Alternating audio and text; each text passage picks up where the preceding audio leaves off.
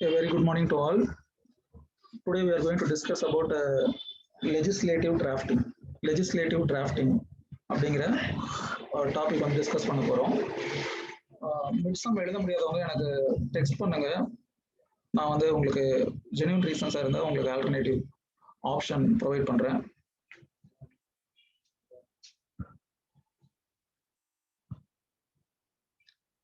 Before going into legislative drafting உங்களுடைய அந்த questions அப்புறம் நீங்கள் எழுதின ஆன்சர் ஸ்கிரிப்ட்ஸ் அதையும் கொஞ்சம் கோத்ரூ பண்ணி பார்த்துருக்கேன். இன்னும் ஃபுல்லாக எவாலுவேட் பண்ணல. பட் ஆனால் ஒரு விஷயம், நிறைய பேர் வந்து அந்த பார்ட் சி வந்து ப்ராப்பராக அட்ரஸ் பண்ணலை. With regard to other aspects நிறைய டைரக்ட் கொஷின் இருந்ததுனால most of you have answer the direct questions rather than 1 or 2 indirect questions. சரியா? பார்ட் சியில் என்ன 2 ப்ராப்ளம் கேட்டிருந்தோம் அப்படின்னு பார்த்தீங்கன்னா, உங்களுக்கு மெயினாக கொடுத்த இன்ஸ்ட்ரக்ஷன் என்னன்னா, you have to go through the question paper and you have to answer what is required. தேவை என்னவோ அதை மட்டும் அட்ரஸ் பண்ணால் போதும் அப்படிங்கிறது தான் வந்து என்னோட இன்ஸ்ட்ரக்ஷனாக இருந்துச்சு. 2 ப்ராப்ளம்ல ஒன்று வந்து I think is with regard to discrimination of article 15 அப்படின்னு சொல்லியிருக்காங்க. அதில் வந்து ஜஸ்ட் ஒரு மேம்போக்காக நீங்கள் பார்த்தீங்கன்னா 2 விஷயம் இருக்கும். என்ன அப்படின்னா, a foreigner has been discriminated based on what அப்படின்னு பார்த்தீங்கன்னா based on sex. ஸோ இதுதான் வந்து 2 issue. And he raises an argument that it is violative of article 15 of constitution அப்படின்னு பார்த்துருந்தோம். address this issue based on general principle of interpretation அப்படிங்கிறத கேட்டிருந்தேன். Article 15 எப்படி ஆரம்பிக்கும் அப்படின்னு பார்த்தீங்கன்னா, கான்ஸ்டியூஷன் இப்போ கான்ஸ்டியூஷன் பேராக்ட் இருக்கு. ஆர்டிகல் 15 எப்படி ஆரம்பிக்கும் அப்படின்னு பார்த்தீங்கன்னா,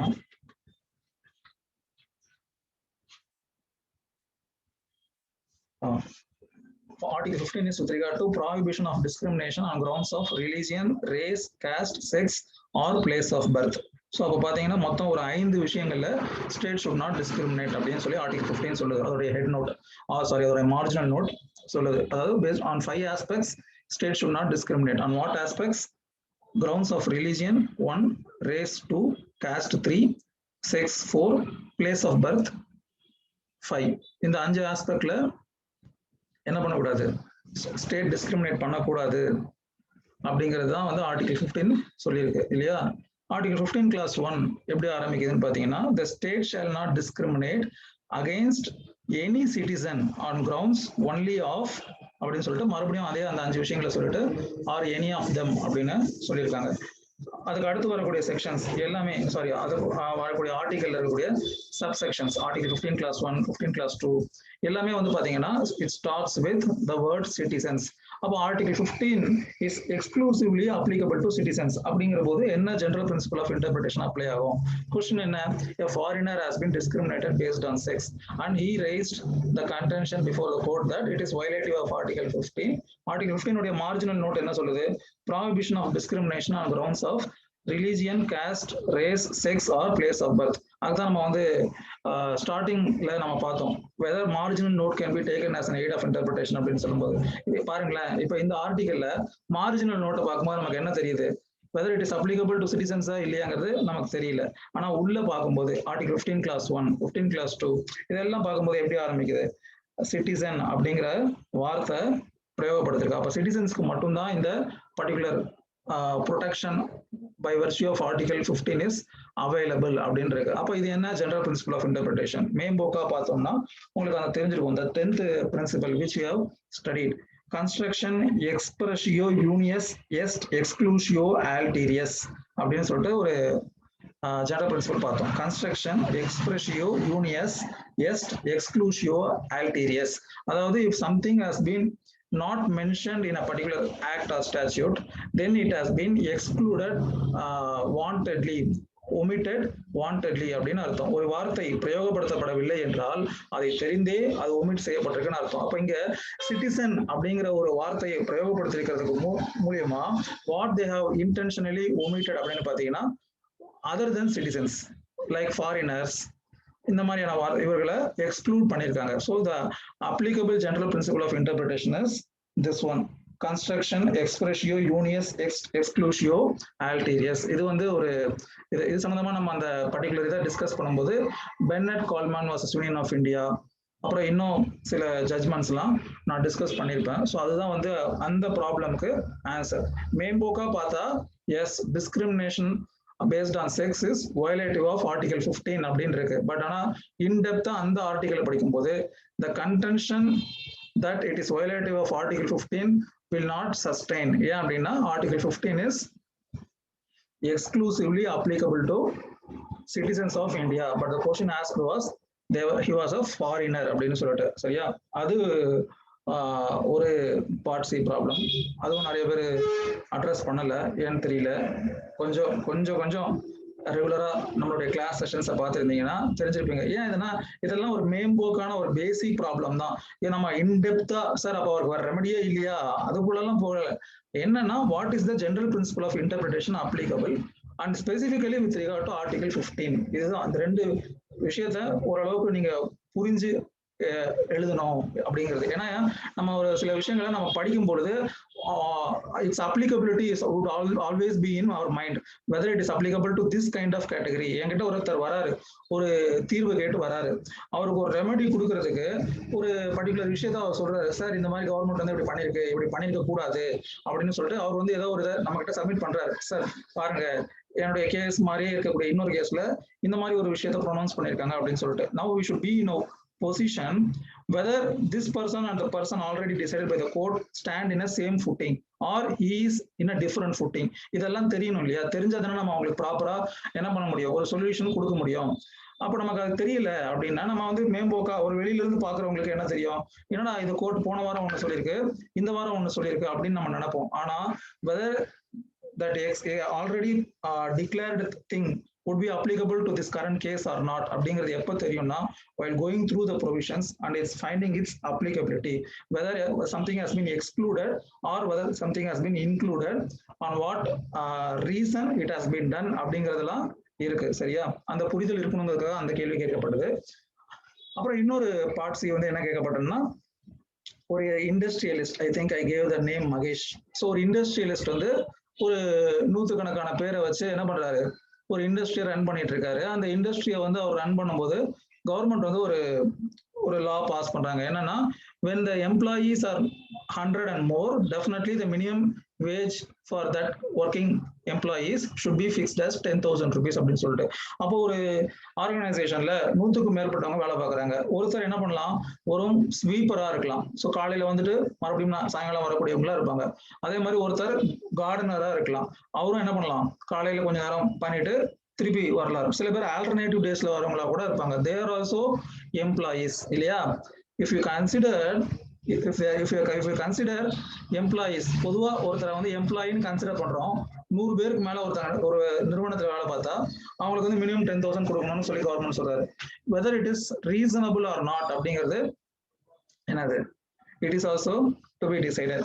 இதை வந்து இதுவும் வந்து நான் உள்ளுக்குள்ள போனா இவ்வளவு விஷயங்கள் நம்ம அலசி ஆராயணும், ஹவு இட் இஸ் பாசிபிள் அப்படின்னு சொல்லிட்டு. அப்ப லேபர் லெஜிஸ்லேஷன்ஸ்ல எம்ப்ளாயினா என்ன, எம்ப்ளாயினா யாரு, எவ்வளவு நாள் வேலை பார்த்தா ஒருத்தர் எம்ப்ளாயின்னு கன்சிடர் பண்ணலாம், whether is in roll of எம்ப்ளாய்மெண்டா இல்லையா, அதெல்லாம் ஒரு பக்கம். சிம்பிளா நான் என்ன கேட்டதுன்னா, what is the construction, rule of construction applicable in the instant case அப்படின்னு சொல்லிட்டு. அப்ப பாத்தீங்கன்னா பெனிஃபிஷியல் கன்ஸ்ட்ரக்ஷன் அப்படிங்கிற ஒரு ஆஸ்பெக்ட் இருக்கு. பெனிஃபிஷியல் கன்ஸ்ட்ரக்ஷன்ங்கிறது என்னன்னா, சோஷியல் வெல்ஃபேர் லெஜிஸ்லேஷன்ஸ்ல you have to take it in a way which helps the socially downtrodden employees. அப்போ அந்த பாதிக்கப்பட்ட அந்த எம்ப்ளாயிஸோட பெனிஃபிட்காக அரசாங்கம் ஒரு விஷயத்தை கொண்டு வராங்க அப்படிங்கிற போது we should try to give effect to that legislation. ஏன்னா அது வந்து beneficial legislation அப்படிங்கிறது. அங்க இன்னொரு முரணான ஒரு வார்த்தையை பயன்படுத்தியிருந்தேன். என்னன்னா, it is infringing the right to trade guaranteed as fundamental right of the employer அப்படிங்கிற ஒரு வார்த்தையை யூஸ் பண்ணிருப்போம். என்னன்னா,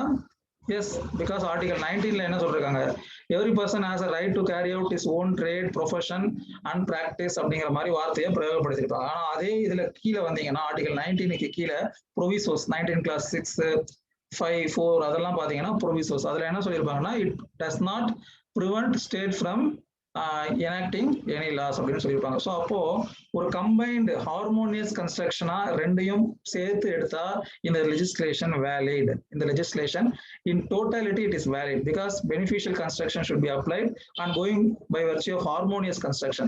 Even though he says என்னது ஆர்டிகல் 19ல எனக்கு ஃபண்டமெண்டல் ரைட்டா என்னுடைய தொழில் செய்யும் உரிமையை கொடுத்திருக்காங்க. இப்படி மறைமுகமாக ஒரு நிதி சுமையை என் மேல சுமத்துறதுனால என் தொழில செய்யக்கூடிய உரிமை பாதிக்கப்படுது அப்படிங்கிறது அவரோட contention. Because without providing any help, அதுவும் அந்த வார்த்தையும் பிரயோகப்படுத்திருப்பாங்க. கவர்மெண்ட் வந்து எந்த ஒரு அசிஸ்டன்ஸும் கொடுக்கல. It does not give any subsidy or regulation or any extra privilege and all. A person has developed by his own and now he is in a position of employing hundreds of individuals. அப்படி இருக்கும் பொழுது அப்ப எதுவுமே செய்யாத ஒரு அரசாங்கம் இந்த மாதிரி ஒரு ஊதியத்தை மட்டும் நிர்ணயிக்கலாமா? அப்படி நிர்ணயிச்சா whether it amounts to infringement of article 19 அப்படிங்கிறது ஒரு கொஸ்டின். மேம்போக்கா பார்த்தா இது தவறுன்னு தெரியும். ஆனால் by reading article 19 and by way of beneficial construction it is hold good. இது வந்து ஏற்கனவே மினிமம் வேஜஸ் ஆக்ட் சேலஞ்ச் பண்ணிருப்பாங்க ஒரு உனிச்சாய் வர்சஸ் ஸ்டேட் ஆஃப் கேரளால. அந்த கேஸ்ல கோர்ட் வந்து டிசைட் பண்ணிருக்கோம். But what I set initially, whether a gardener only who works for 2 hours a day or some person who is coming only twice in a week or thrice in a week is entitled for minimum of 10,000 wages அப்படிங்கிறதுலாம் it is depend upon facts. இது நம்ம தெரிஞ்சுக்கிறது facts. அப்போ நம்ம வந்து labour ரெஜிஸ்ட்ரேஷன்ல continuous service இதெல்லாம் நீங்க படிச்சிருப்பீங்க, அதுக்குள்ள போய் பண்ணணும். நம்ம இங்க அதெல்லாம் தேவையில்லை. நான் உங்களை வந்து சிந்தனைய சிம்பிளா என்ன கேட்டிருக்கேன் அதுக்கான அதை அட்ரஸ் பண்ணியிருந்தா போதும். சரியா? ஸோ இதுதான் வந்து வித் ரிகார்ட் டு பார்ட் சில கேட்கப்பட்ட ஒரு குதர்க்கமான கேள்வின்னு சொல்லலாம். அப்புறம் பார்ட் பிலையும் 1-2 கேட்டிருந்தேன். அதே மாதிரி பார்ட் ஏலையும் சின்ன சின்ன விஷயங்கள் கேட்டிருந்தேன். அதுல வந்து பார்ட் பில வந்து வித் ரிகார்ட் டு 2 கேஸ்ல மென்ஷன் பண்ணி உங்களுக்கு வந்து ஒரு கொஸ்டின் கேட்டிருந்தேன். என்ன அப்படின்னா, judicial interpretation should also foresee a future problem அப்படின்னு சொல்லியிருந்தேன். ஒரு தீர்ப்பு ஒரு விஷயத்தை இன்டர்பிரேட் பண்ணும் பொழுது அன்றைய செயலை மூலமா நான் இப்போ ஒரு மேக்னிஃபிஷியன்ட் ஜட்ஜ்மெண்ட் ஒரு லேண்ட்மார்க் ஜட்ஜ்மெண்ட் கொடுக்குறேன், ஒரு புது கதவை திறந்து வைக்கிறேன் அப்படிங்கிற ஒரு இது இல்லாம what it would lead to, what kind of anomaly it would lead to, what things would follow this அப்படிங்கிற விஷயத்தையும் பார்க்கணும். அப்படிங்கிறத வந்து உங்ககிட்ட கொஸ்டினா கேட்டு 2 ஜட்ஜ்மெண்ட்டும் கொடுத்திருந்தேன். என்னன்னா P Ratnam versus union of India and Gian Kaur versus State of Punjab. இதுவும் நம்ம ஏற்கனவே டிஸ்கஸ் பண்ணதுதான். P Ratnam versus union of இந்தியால ஒரு நபருக்கு எதிராக வழக்கு தொடக்கப்படுறாங்க. என்ன, he would have been attempted to commit suicide. சரியா? attempt to commit suicide is an offense as of Indian Penal Code. So அப்ப அவர் அதை சேலஞ்ச் பண்றாரு. This provision is violative of article 21 of the constitution அப்படின்னு சொல்றாரு. right to life and personal liberty அப்படின்னு சொல்லும் போது right to life includes right to die அப்படின்னு சொல்றாரு. யாரு? இந்த பி ரத்னம். அதன் அடிப்படையில ஐபிசில அந்த particular provision is ultra vires of constitution அப்படின்னு சொல்லிட்டு அவர் ஆர்குமெண்டா வைக்கிறார். அப்போ court is coming to the conclusion, yes he is right. Right to die is implied in right to life அப்படின்னு சொல்லிட்டு right to die is implied in right to life அப்படின்னு சொல்லிட்டு yes it is unconstitutional declare பண்ணிடுறாங்க. அதுக்கு அடுத்து வந்து அந்த Gyan Kaur case வந்து நான் உங்களுக்கு சொல்லியிருப்பேன். கியான் கவுர் கேஸ்ல the in-laws would be tried for abating the suicide of her daughter-in-law. சரியா?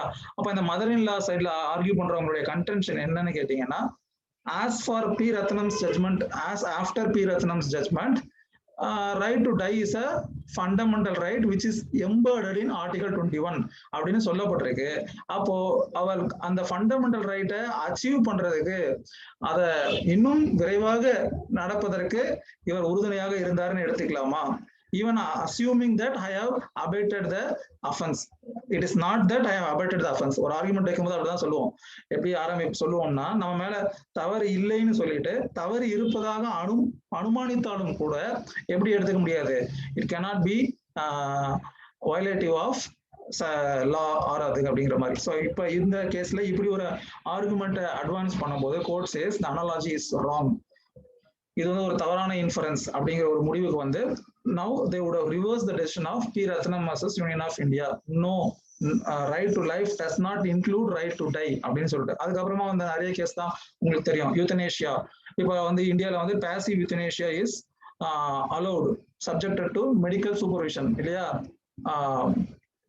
ஷென்பாக் கேஸ், அருணா ஷென்பாக் அப்படிங்கிற கேஸ்ல கேள்விப்பட்டிருக்கீங்க. இப்போ இங்க மகாராஷ்டிரால ஒரு நர்ஸை கொடூரமான முறையில ரேப் செய்யப்பட்டு then should be set into coma stage for several years. அப்போ அவங்க ஃப்ரெண்டு வந்து கோர்ட்டை அப்ரோச் பண்ணுவாங்க அப்போ allow euthanasia because being in a vegetative state for years together is more painful than death அப்படிங்கிறது அவங்களுடைய கன்டென்ஷன். ஸோ இப்போ அந்த கேஸோடைய இது எல்லாமே பார்த்தீங்கன்னா இந்த ஜட்மெண்ட்ஸ் எல்லாம் எடுத்துட்டு தான் அவங்க ஒரு கன்க்ளூஷனுக்கு வந்திருப்பாங்க.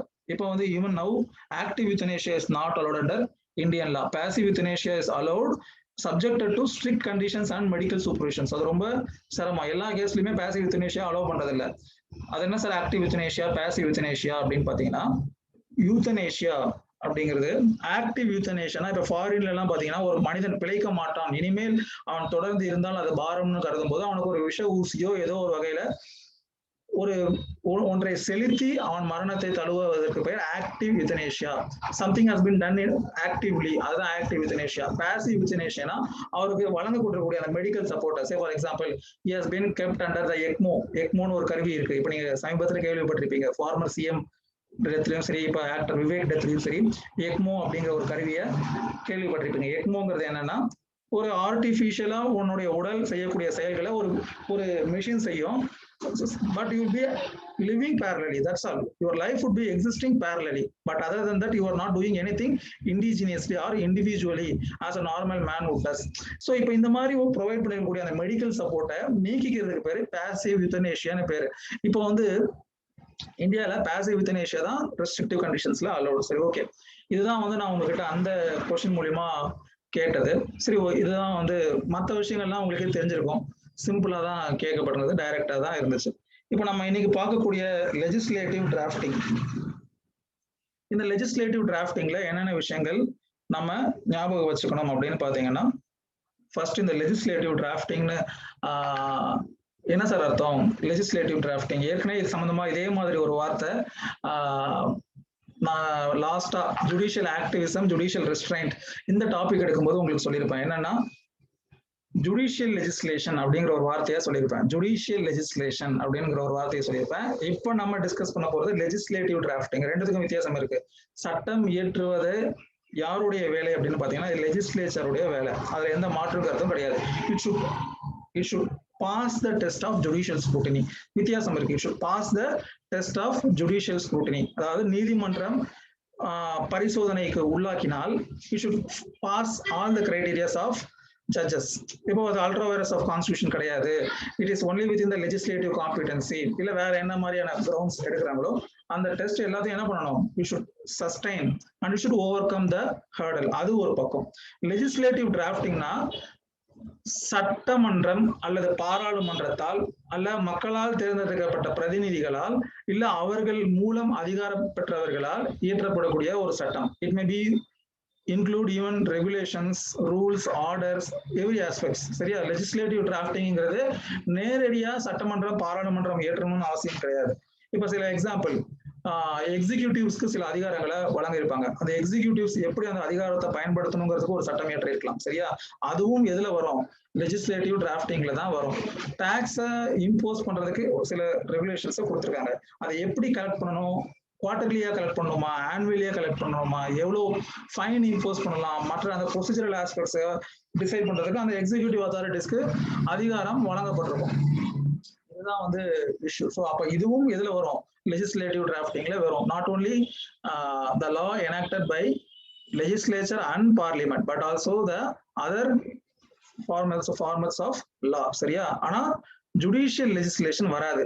பொதுவா ஜுடிஷியல் லெஜிஸ்லேஷன் என்ன பண்றது கிடையாது, அனுமதிக்கப்படுவது கிடையாது. இப்ப ரீசெண்டா கூட நீங்க பாத்தீங்கன்னா உங்களுக்கு தெரிஞ்சிருக்கும், பேப்பர் பார்க்க இருந்தா அலகாபாத் ஹைகோர்ட் வந்து என்ன பண்ணிருப்பாங்கன்னா, ஒரு குறிப்பிட்ட சிட்டிஸ்ல இத்தனை நாள் கர்பிங், அதாவது லாக்டவுன் கொடுக்கணும் அப்படின்னு சொல்லிட்டு கவர்மெண்ட்டுக்கு ஒரு டைரக்ஷன் கொடுத்துருப்பாங்க. அதை எதிர்த்து கோர்ட்டுக்கு போகும்போது, கவர்மெண்ட் சுப்ரீம் கோர்ட்டுக்கு போகும்போது, it would result in various inconsistency in administration அப்படின்னு சொல்லி கோர்ட்டுக்கு போகும்போது, சுப்ரீம் கோர்ட்டுக்கு போகும்போது அந்த அலகாபாத் ஹைகோர்ட் ஆர்டரை இட் வுட் பி என்ன பண்ணிருப்பாங்க, அதை வந்து நிறுத்தி வச்சிருப்பாங்க. they would be prevented from execution. No, it is not the duty of the courts. Judicial legislation is not the duty of the court. அதுக்கப்புறமா தான் இப்ப சப்சிக்வெண்டா இங்க நம்ம ஸ்டேட்ல May 1st and 2nd lockdown போடணும்னு சொல்லும் போது கவர்மெண்ட் வந்து என்ன சொல்லுச்சுன்னா, May 1st லாக்டவுன் போடுறதுக்கான அவசியம் கிடையாது. Because already it is state holiday, labour டேக்காக தமிழ்நாடு அரசாங்கத்தை பொறுத்திருக்கும் அது ஒரு விடுமுறை தினம் தான். அதனால அன்னைக்கு லாக்டவுன் போட தேவையில்ல, May 2nd மட்டும் ஏற்கனவே இருக்கிற மாதிரி இருந்தா போதுன்னு சொன்னது கோர்ட் வந்து அதை நான் லீவ் டு யூ அப்படின்னு சொல்லிட்டாங்க. ஏன் அப்படின்னா, because of the lesson learnt from the Allahabad high court against in the supreme court. சரியா?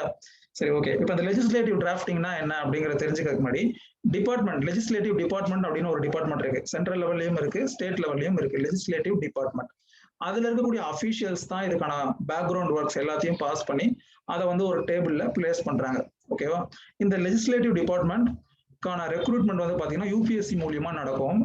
A person who have qualified legal education and with these many years of experience and with these many years of practical knowledge etc அப்படின்னு சொல்லிட்டு சில கிரைட்டீரியாஸ்லாம் fulfil பண்ணியிருந்தா then by way of interview a person would be appointed. Legislative drafting department of legislation ஒன்னு இருக்கு central லெவல்ல, அதே மாதிரி state லெவல்லையும் இருக்கு. சரியா? Now what are the things that are to be kept in mind while drafting a legislation அப்படின்னு பாத்தீங்கன்னா, ஃபர்ஸ்ட் ஒரு இப்ப நம்ம ஒரு 10 விரலுக்குள்ள அதை அடைக்கிடலாம். ஃபர்ஸ்ட் வந்து என்ன சொல்லலாம் அப்படின்னு பாத்தீங்கன்னா, சிம்பிளிசிட்டி, எளிமை. எந்த சட்டம் எதற்காக கொண்டு வரப்படுகிறதோ அது சரியான விஷயத்துல போய் ரீச் ஆகணும். அந்த சிம்பிளிசிட்டி அதுல இருக்கணும். You need not be a Shakespeare in writing, but it should be ordinary prudent man should follow what is there and why it is there and what is the consequences and other things should be met out. So first வந்து simplicity இருக்கணும். அது வந்து criteria number 1. Criteria number 2 என்னன்னு பாத்தீங்கன்னா brevity அப்படின்னு சொல்லுவாங்க. நிறைய நீங்க பெட்டிஷன்லாம் டிராஃப்ட் எல்லாம் பாத்தீங்கன்னா பிரீவிட்டி அப்படின்னு சொல்லியிருப்பாங்க. பிரீவிட்டினா என்னன்னா சுருக்கம், BREVITY. அது நம்பர் 2. ஃபர்ஸ்ட் சிம்பிளா இருக்கணும். காம்ப்ளெக்ஸ் சென்டென்ஸை போட்டு இல்ல லென்த்தி வேர்ட்ஸை போட்டு காம்ப்ளிகேட் பண்ணி அந்த மாதிரி பண்ணும்போது என்ன ஆகும்னா, சில நேரங்களில் ஸ்டார்டிங்ல சொல்லியிருப்போம், அதை மாற்றியோ இல்லை அதற்கு முரணாகவோ வேற ஒரு இடத்துல சொல்ல வேண்டிய சூழ்நிலை வரும். ஒரு விஷயத்த காம்ப்ளெக்ஸா பை லென்த்தா சொல்லும் போது. ஸோ அதை அவாய்ட் பண்றதுக்கு பிரேக்அப் சென்டென்சஸ், சிம்பிள் சென்டென்சஸ்ல சிம்பிள் லாங்குவேஜ்ல சொல்றது ஒண்ணு. பிரீவிட்டினா சுருக்கமாக.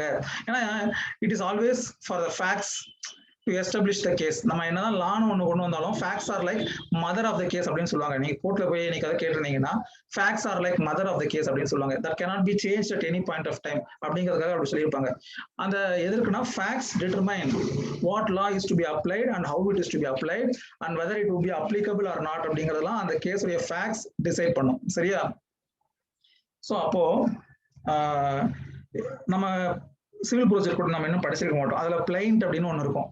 Plaint should contain only facts and not law அப்படின்னு சொல்லியிருப்பாங்க. எதுக்குன்னா லா வந்து அப்ளை பண்ண முடியுமா பண்ண முடியாதாங்கிறதா it's all for the court to decide and for the advocates to lead the case. That is second thing. சரியா? ஃபர்ஸ்ட் சிம்பிளிசிட்டி இருக்கணும், பிரீவிட்டி இருக்கணும், தென் ப்ரிசைஸ்னஸ், கன்சிஸ்டன்சி. இந்த 4 விஷயத்தை இப்போ பார்ப்போம். Simplicity, brevity, preciseness and consistency. அது என்ன சார் கன்சிஸ்டன்சி? கன்சிஸ்டன்சினா சில நேரங்கள்ல ஒரு அமெண்டிங் ஆக்டை கொண்டு வரும், இல்ல சப்போர்ட்டிங் ஆக்டை கொண்டு வரும். அப்போ அங்க ஒரு விஷயத்துல ஒரு மாதிரி சொல்லிட்டு அதுக்கு முரணாக இந்த விஷயத்துல இன்னொரு மாதிரி சொல்லிட்டா அப்ப எதை எத்தகைய சூழ்நிலையில எடுத்துக்கிறது அப்படிங்கிற ஒரு விஷயம் இருக்கு இல்லையா? You should not be inconsistent with each other. ஒன்னோட ஒண்ணு முரணாக மாறுபட்டதாக இருக்கக்கூடாது. ஒரு சட்டம் அதோட தொடர்புடைய மற்ற சட்டங்களோட சேர்ந்து பயணிக்கணும், ஒத்து போக வேண்டும். அதுதான் வந்து கன்சிஸ்டன்ட் அப்படிங்கிற 3வது aspect.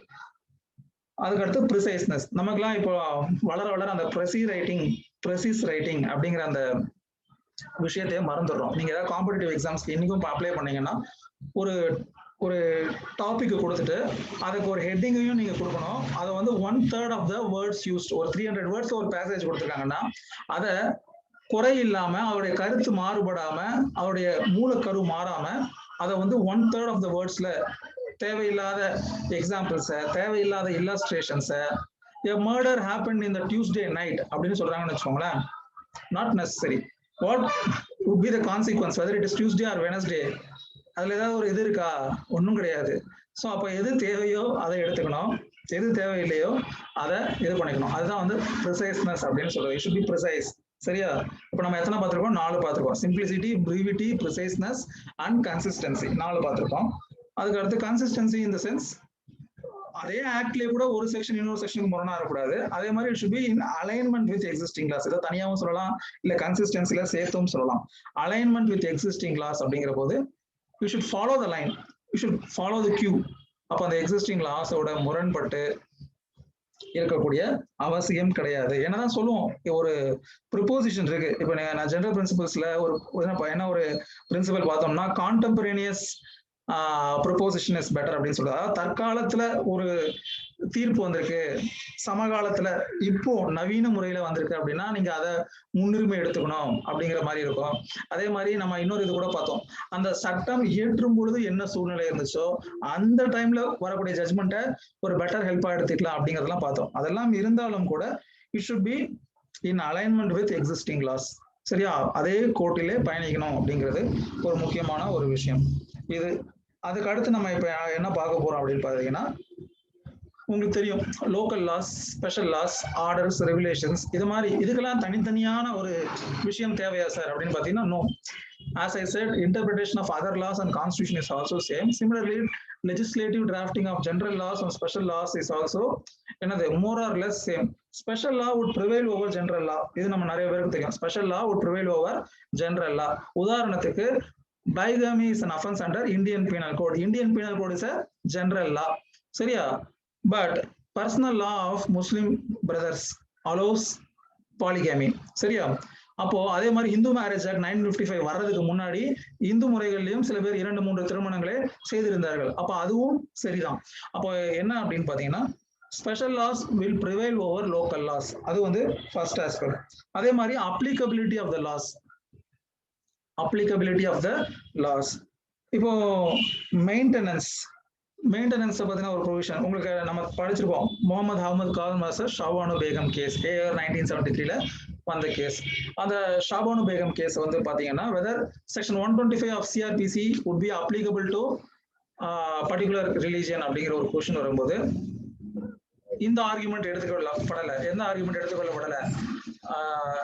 Personal law would prevail over public லாங்கிற ஆர்குமெண்ட் எடுத்துக்கொள்ளப்படலை. ஏன் அப்படின்னா, it only defines the procedure, it does not defines the quantum or it does not go into the aspects. அது ரெண்டுமே வந்து மாறுபட்ட ஒரு விஷயம் அப்படின்னு சொன்னாங்க. சரியா, நம்ம இதை தவிர்த்து நம்ம முக்கியமா என்னென்ன தெரிஞ்சுக்கணும் அப்படின்னு பாத்தீங்கன்னா, இப்போ ஒரு சட்டத்தை பத்தி பார்த்தோம். சட்டத்தை இயற்றக்கூடிய அந்த லெஜிஸ்லேட்டிவ் டிராஃப்டிங்ல இருக்கக்கூடியவங்களுக்கு என்னென்ன விஷயங்கள் தெரிஞ்சுக்கணும், இல்ல என்னென்ன விஷயங்கள் தேவை அப்படின்னு பாத்தீங்கன்னா, ஃபர்ஸ்ட் ஆஸ்பெக்ட் ஒரு லா எப்படி இருக்கணுங்கிறது பார்த்தோம், அது ஒரு பக்கம். இப்ப அடுத்து நம்ம என்ன பார்க்க போறோம் அப்படின்னா, இப்ப நம்ம அடுத்து என்ன பார்க்க போறோம்னா, a person who is involving in legislative drafting, what should he possess, what qualification he should hold அப்படின்னு பாத்தீங்கன்னா, you should have basic legal knowledge, bachelor of law அப்படின்னா அது முடிச்சிருக்கணும் ஒண்ணு. ரெண்டாவது proper usage of language, proper usage of language. நான் evidence act எடுக்கும்போது ஒரு விஷயம் கொலோக்கியலா சொன்னேன். என்ன சொன்னேன்னா, ஏன்ஷியன் டாக்குமெண்ட்ஸ் அப்படின்னு சொல்லிட்டு உங்களுக்கு ஒரு கொஸ்டின் கேட்டாங்கன்னா யாரும் என்ன பண்ணக்கூடாது, மணிமேகலை, சிவக சிந்தாமணி, சிலப்பதிகாரம், குண்டலகேசி இதெல்லாம் எழுதிடக்கூடாது அப்படின்னு சொல்றது. ஸோ ஒரு விஷயத்தை பத்தி என்ன இருக்கணும், we should have clarity of that particular thing which is under discussion or which is under drafting. சரியா, you should know basic legal knowledge and that current scenario should be hand in glove. அது அவங்களுக்கு இன்னும் நல்லா தெரிஞ்சிருக்கணும். அதே மாதிரி usage of language. இப்ப சில சட்டங்கள்லாம் பாத்தீங்கன்னா சென்ட்ரல் ஆக்டா இருக்கும், அது லோக்கல் லாங்குவேஜ்ல இவங்க என்ன பண்ணிருப்பாங்க, டிரான்ஸ்லேட் பண்ணிருப்பாங்க. அந்த டிரான்ஸ்லேஷன் ப்ராப்பரா இருக்குமா அப்படின்னு பாத்தீங்கன்னா, அந்த லெஜிஸ்லேட்டிவ் டிபார்ட்மெண்ட்ல சரியான நபர்களை பணியமர்த்தி இருக்கணும். அந்த டிரான்ஸ்லேஷனுக்கு என்ன குவாலிஃபிகேஷன் தேவையோ அது இல்லாம ஒருத்தர் உட்காந்தா என்ன நடக்கும், சரியான வகையில டிரான்ஸ்லேஷன் நடக்காது. அப்புறம் ஆன்சர் ஸ்கிரிப்ட்ஸ் மாதிரி இருக்கும். இப்ப கொஸ்டின் பேப்பர் நீங்க ஒரு காம்படிட்டிவ் எக்ஸாம் போனீங்கன்னா என்ன சொல்லியிருப்பாங்கன்னா, in case of any discrepancy between the language in English and Tamil, the version of English would prevail அப்படின்னு சொல்லி ஒரு காஷன் மாதிரி ஒண்ணு கொடுத்திருப்பாங்க, டிஸ்க்ளைமர்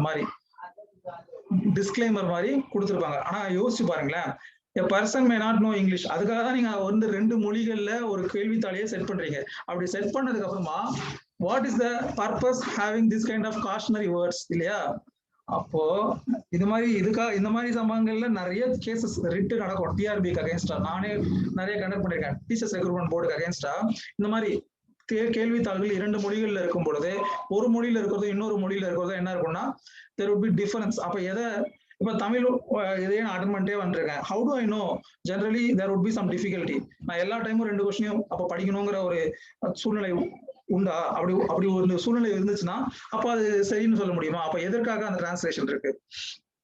ஸோ அப்போ அந்த லாங்குவேஜ்ல ஒரு நல்ல மொழியில இருக்கவங்கள கொடுக்கணும். அதே மாதிரி ability and competency, because you need lot of patience for legislative drafting. நான் ஐஓஎஸ் உடைய ஸ்டார்டிங் கிளாஸஸ்ல ஒரு விஷயம் சொன்னேன். அப்படின்னா how we that is lawyers mint money அப்படின்னு பாத்தீங்கன்னா due to the lacunae, due to the loopholes இந்த லா, அதை வந்து மறுக்க முடியாது. சூழ்நிலைகள், ப்ரொசீஜரல் திங்ஸ் அதெல்லாம் ஒரு பக்கம் இருந்தாலும் கூட சட்டத்தில் இருக்கக்கூடிய ஓட்டைகள், குறைகள், அதை வந்து நம்ம என்ன பண்ண முடியாது, முழுசா தீர்க்க முடியாது. But if you are putting competent persons in a competent place, and then the possibility of the outcome may also be better. சரியா?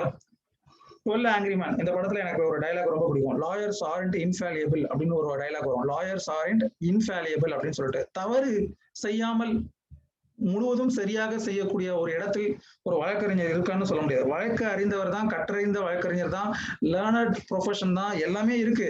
But they are இன்ஃபாலியபிள். இன்ஃபாலியபிள்னா தவறு இழைக்காத ஒரு தன்மை கொண்டவராக அப்படின்னு சொல்ல முடியுமா? Crystal clear, he is a perfect man அப்படின்னு சொல்ல முடியுமா? No, he is also a human. அதே மாதிரிதான் லெஜிஸ்லேட்டிவ் டிராஃப்டிங்கிறதுலயும் சில லூப் ஹோல்ஸ் இருக்கும். பட் என்னன்னா அதோடைய தன்மைகள், அதோடைய அளவுகள் ஓரளவுக்கு என்ன இருக்கணும், அந்த இடத்துக்கு உட்கார்ந்து இருக்கிறதுக்கு நீங்க அலங்கரிக்கிற வகையில அதோட செயல்பாடுகள் இருக்கணும். அதுதான் வந்து முக்கியமான விஷயங்கள். That competency is vital. சரியா? Ability and competency. ஸோ 3 விஷயங்கள் கண்டிப்பா ப்ரொசஸ் பண்ணிருக்கணும். ஒன்னு basic legal language, then the usage of the language in which it is drafting. It may be English or a native language. That is second thing. Ability and competence. சரியா? இது வந்து ஒரு முக்கியமான ஒரு விஷயம். அடுத்து வந்து நான் ஏற்கனவே சொன்ன மாதிரி எப்படி லா இருக்கணுங்கிறதுக்கு சொல்லியிருந்தேன் இல்லையா? Concise and simple.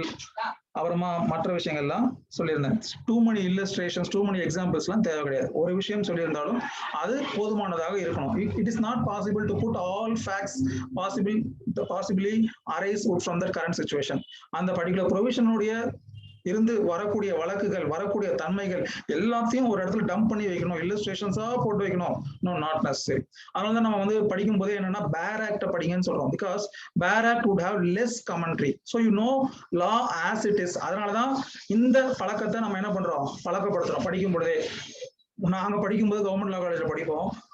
3 years கோர்ஸ்ல ஒருத்தர் கூட பேர் ஆக்ட் எடுத்துட்டு வாங்க, பேர் ஆக்டோட இம்பார்ட்டன்ஸே சொன்னது கிடையாது. But now you know the importance இல்லையா? நம்ம அந்த அளவுக்கு ப்ரிவிலேஜா இருக்கும். பேர் ஆக்ட்னா என்னன்னு தெரியும், கண்டிப்பா அதை எடுத்துட்டு வரணும். இப்போ என்னோட கிளாஸ்லாம் கோடிஃபைட் லா எடுக்கும் பொழுது நீ பேர் ஆக்ட் இல்லாம வந்தா ஹாஸ்டல் ஸ்டூடெண்ட் இருந்தா போய் எடுத்துட்டு வர சொல்லுவேன். ஏன் அப்படின்னா you should know the law as it is.